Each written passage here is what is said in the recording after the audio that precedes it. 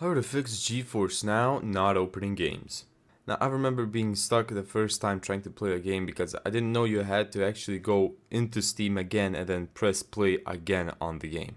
The second thing that you can do is restart GeForce Now. So let's close it.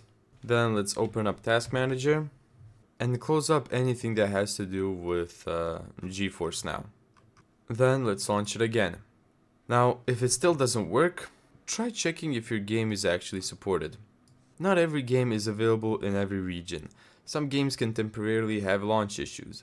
Nvidia recommends checking the game's availability and status. Now, if your game is supported, what you can do is click on the menu, go to the settings, go to the connections, and then disconnect your account and then reconnect it. And by the way, you need to own the game through a supported connected store unless it's a supported free-to-play title.